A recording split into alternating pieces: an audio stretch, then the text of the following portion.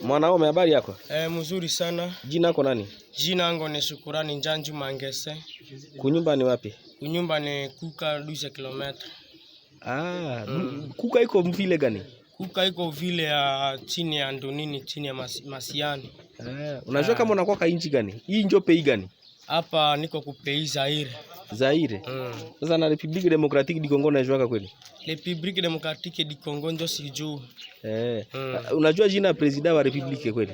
Mimi najua nini ya pei ya kama president wa Republique kama wa Publique de president wa Publique jina yake. Ndio nani? President wa Publique jina yake ni kama Zapia kama ndi nani Kabila. Kabila.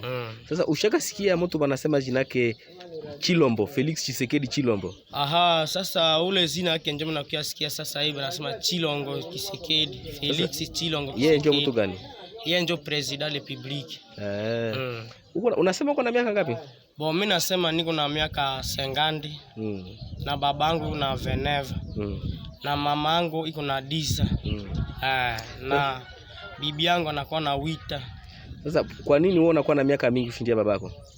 Kwa nini mimi nakuwa na miaka mingi kushindia babangu? Babangu alikuwa bluetooth, aligonjwa, akapanda yule kwenda winda nyama. Sasa aliua ile nyama akamubania, akaanguka na ile nyama fazi moja ndio mbavu ya baba ilivunjika.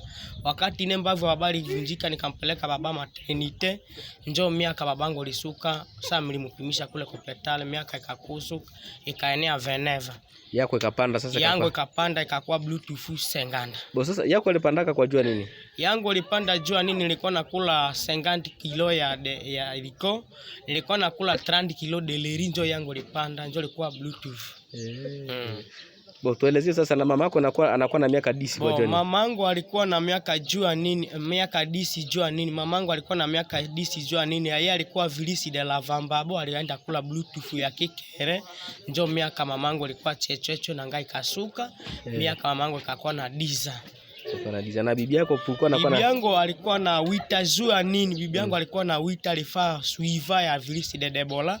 Alienda kula bitu ya conduct ni haina kwa miaka yake, ndio miaka yake lisuka, ndio ilikuwa na wita.